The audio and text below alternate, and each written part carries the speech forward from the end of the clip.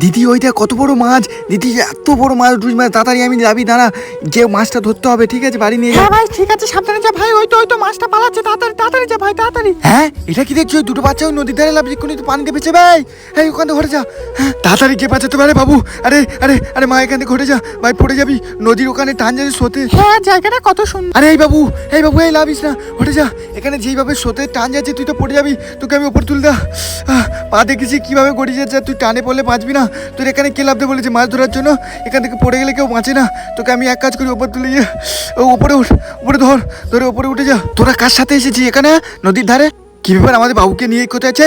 এই আমাদের বাবুকে নিয়ে কোথায় যাচ্ছে? এই তোরা ওখানে কি করতে লেগেছি, মাছ ধরার জন্য ওখানে গিয়ে যে মরবি বলে? হ্যাঁ ভাই আমাদের ছেলেকে বকছি কেন, কি হচ্ছে? হ্যাঁ ওদের এইভাবে ধরে নিয়ে যাচ্ছে, ইচ্ছা কি ছাড়। তাহলে এটা তোমাদের ছেলে ওই ওখানে লেবেছিল মাছ ধরার জন্য, ওই নদীর টানে যদি পড়তো ভাসতো, তোমার ছেলে এতক্ষণ নদীতে ভেসে চলে যেত। হ্যাঁ ছেলেদের ছিটকে ছেড়ে দিয়ে কোথায় গিয়েছে? হ্যাঁ নদীর টানে পড়লে ভাসতো আজকে, আমি না ঠিক দেখা পেলে। হ্যাঁ লোকটা আবার ঠিক বলছে, কি হারে টান যাচ্ছে, আমাদের বাবু আজকের মাছ তো না।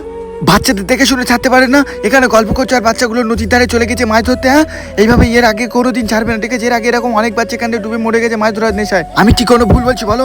বন্ধুরা তোমরা এরকম নদীর ধারে কখনো যাবে না আর মাছ ধরবে না, ঠিক আছে? ভিডিওটা ভালো লাগলে একটা লাইক কমেন্ট একটা শেয়ার করে রাখবেন।